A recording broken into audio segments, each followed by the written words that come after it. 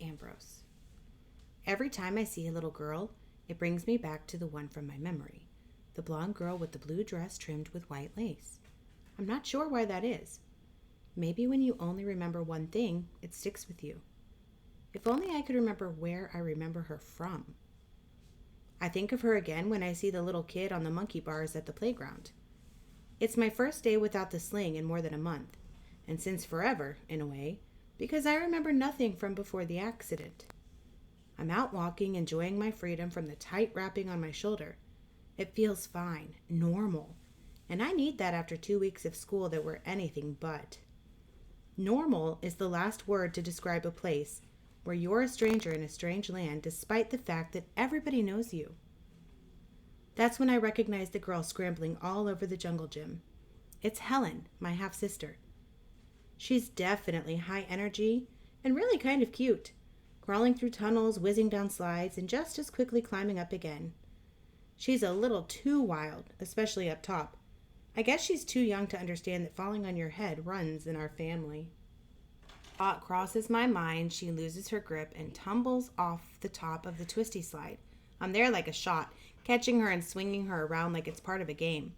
She squeals in exhilaration, spreading her arms, and I get into the spirit making airplane noises. She's loving it.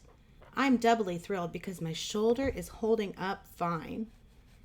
The two of us are having a great time, until she looks down and sees who's got her. "Mommy!" Her scream carries all around the park. "It's okay, Helen. It's me, Chase, your brother. I want to go down." Now she's red in the face and crying. I set her on the ground and watch as she runs off to join Corinne, who's hustling our way. Great. Dad's family already has a problem with me, and now they're going to think I've been terrorizing their daughter. "Sorry," I mumble. "I didn't mean to scare her." "I saw what happened. Thank you for catching her." There's nothing wrong with what she's saying. It's the way she says it. Too polite, too distant, like I'm a stranger instead of her stepson. Helen has her face buried in her mother's sweater and refuses to look at me. "I guess she doesn't like me very much," I comment. Corinne softens. "She's just a little afraid of you." "Afraid of me? What could I have done that would make a 4-year-old freak out every time I come near her?" Before I can finish the thought, a loud horn honks. A panel truck pulls up to the curb. Ambrose Electric is stenciled on the side. The driver's side window rolls down and my dad sticks his head out. "Fire up the grill at 5:30, Cor. I'm bringing home the biggest steaks you've ever seen." He catches sight of me. "Hey, champ, what you doing here? You're supposed to be at practice." I wave. "Doctor's orders, remember?" "Your arm's fine." "Yeah, pretty good." I point to my head. "It's the concussion." He looks disgusted. "Doctors, they'll keep you in a bubble wrap the rest of your life if you let them. Well, how about dinner then? I'll bet you could use a good steak. You're not going to get your strength back on the rabbit food Mom's slinging at you." "Thanks. Some other time." I hesitate. "I saw your state championship picture on the principal's wall. I didn't know. I knew at some point, but..." He laughs with delight. "There are a lot of athletes out there, but only a few of us can make it rain. There's something special about Ambrose men, champ. Don't let your mother coddle it out of you like she did with your brother." He drives off, his truck backfiring as he pulls away from the curb. "Bye, Daddy," calls Helen. "Bye, Helen," I say to her. As soon as we make eye contact, she looks away. I'm definitely famous at Hawesey Middle School. The part I can't figure out is whether I'm famous good or famous bad. The athletic program is my home here, or at least it was before I got hurt. All my friends seem to be jocks, mostly football players. I guess they were pretty worried when they heard about my accident. I pick up on the occasional grumbling that I have to miss the season, but mostly people are just relieved that I'm okay. The Hawaii Hurricanes are kind of the kings of the school. It's a pretty good role to come out of a coma and fall straight into. Since I'm the former captain, I'm almost like the king of kings. To be honest, though, it's hard to picture how I got along with them so well. They're loud, kind of obnoxious, and even though they're really tight, they spend a lot of time shoving and punching each other. insults constantly fly between them. They probably don't mean it, but it can get pretty ugly. Was I like that too? When I was, me? Did I greet my closest friends by pointing out imaginary stains on their shirts so I could slap their face? Did I insult their moms, their grandmothers, and their grandmothers' grandmothers? Probably. Even so, that was then and this is now. I've lost a step, maybe because of my concussion. I can't keep up with those guys anymore. Aaron and Bear shield me from the worst of it. Dudes, they'll say. Dial it down, our boy's injured. Or they'll step in front of me to absorb a friendly punch or forearm smash. I appreciate their help. Still, it doesn't change the fact that I'm not the Chase I used to be. I almost wish they'd stop trying to protect me. I hate being weak. The other guys are treating me like I'm strong. I'm not. I get that. But maybe I can fake it until my strength comes back.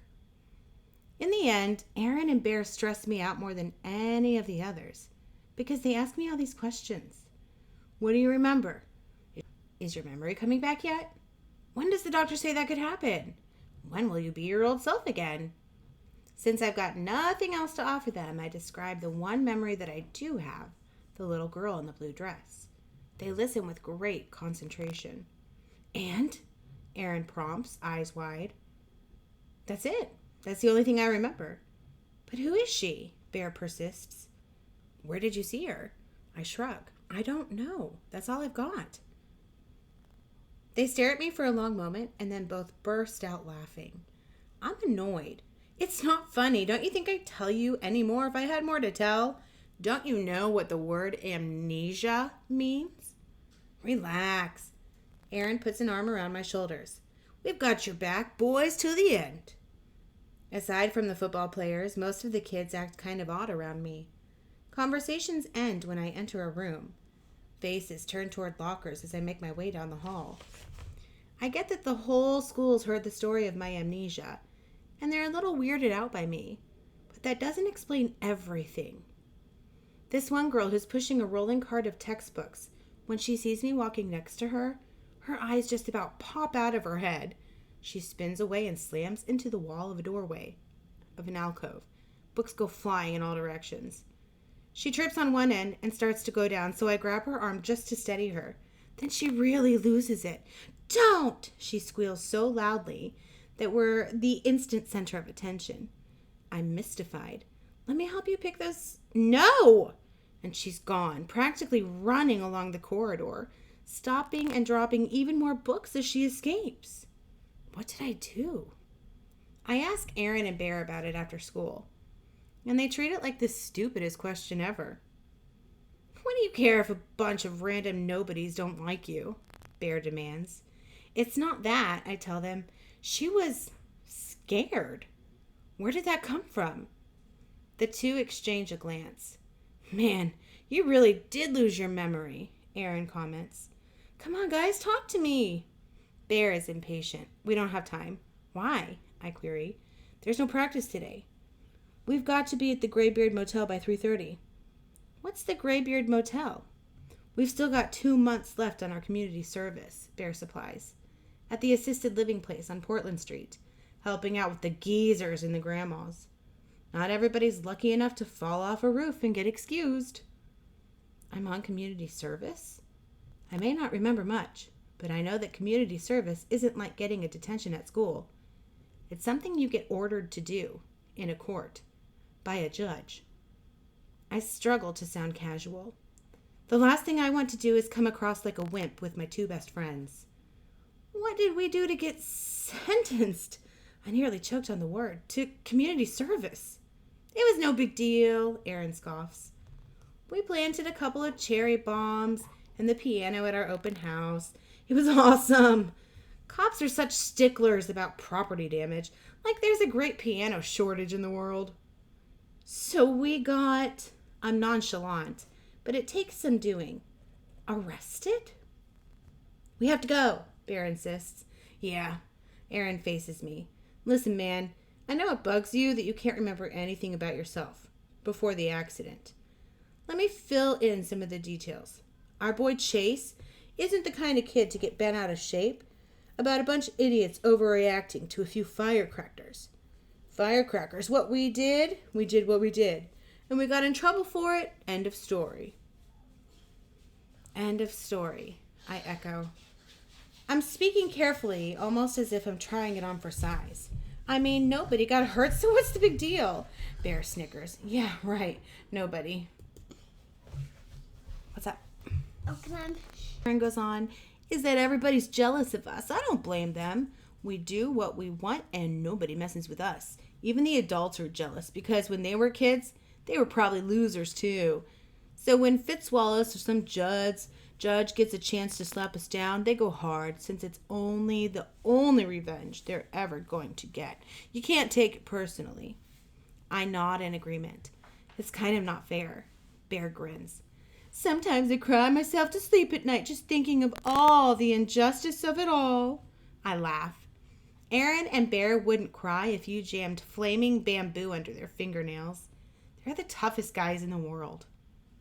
Thanks for being straight with me, I tell them, and mean it. My own mother kept me in the dark about this. I don't know what she's thinking. Maybe that if I can't remember it, it never happened. Aaron shrugs. It's a mom thing. They're all the same. If it's fun, it must be bad. My dad warned me about that, I admit. He said I shouldn't let her coddle me. Your dad is the man, Bear exclaims. He was part of the best football team ever to come out of this place. Next to ours, I mean. When you come back, we're going a wreck. That pulls me up short. Bear knows as well as anybody that I'm out for the season. It makes me wonder, should I be? Dad doesn't think so. It's Mom, the coddler, who took Dr. Cooperman's word for it. How much should I put my trust in her? She's the one who tried to hide a pretty major part of my past from me. If it wasn't for Aaron and Bear, I might never have figured it out. Who knows what else she's holding back? When Mom gets home from work that day, I'm there at the front door to throw it in her face. Where do you get off? She looks totally bewildered. I forge on. You were so devastated when I got amnesia, but not too devastated to pass up a little editing job on my life. Editing job? Don't you think I have the right to know that Aaron and Bear and I were arrested and sentenced to community service? She doesn't answer right away. She sets down her bag, shrugs out of her jacket, walks to the living room, and collapses wearily into a chair. At last she says, You've just been through an awful ordeal. How can it help your recovery if I tell you a lot of things that are just going to upset you? Things? I echo. You mean there are more? How many other nice little stories have you been keeping away from me? She seems genuinely sad. I'll love you and support you through the end of the world. You know that. I've always seen the good in you, Chase, and I believe that's the person you really are deep down. But you've had your moments. I have a sickening vision of faces turning away from me. My approach. Fear in their body language. I think of that crazy girl who was angry enough to dump a tub of frozen yogurt over my head. What if she wasn't crazy at all? What if I deserved it? Then I think back to the conversation with Aaron and Bear. There are two sides to every story, and Mom is taking the opposite one. But that shouldn't surprise me. Her kid got in trouble, major trouble, if the community service is any indication. Okay, it wasn't a very nice thing to do, I admit. But I don't understand why the school had to make such a big deal out of it. She stares at me. How can you, of all people, say that after everything that's happened? Maybe because I don't remember everything that's happened, I shoot back. They were firecrackers, not grenades. It was a prank. My mother's expression becomes hard. Never mind the poor musician you practically put into cardiac arrest. The problem was the auditorium of people that thought they were under attack. It was pure luck that nobody got injured in the panic. I'm sure that's what Dr. Fitzwallace was thinking when he decided to bring in the police. I hear Mom tell the story and feel ashamed. But if you go by Aaron and Bear, it was a nothing gag that the school blew out of proportion because they were out to get us. Who's telling the truth? Is my mom making it sound worse to scare me straight? Because, as Dad says, she's coddling me? When I got amnesia, I lost 13 years of myself. I have to replace those memories using what I can pick up from other people. But everyone has a slightly different version of me. Mom, Dad, my friends, the kids at school, even frozen yogurt girl. For all I know, the lunch ladies know me better than anyone else. Who should I believe?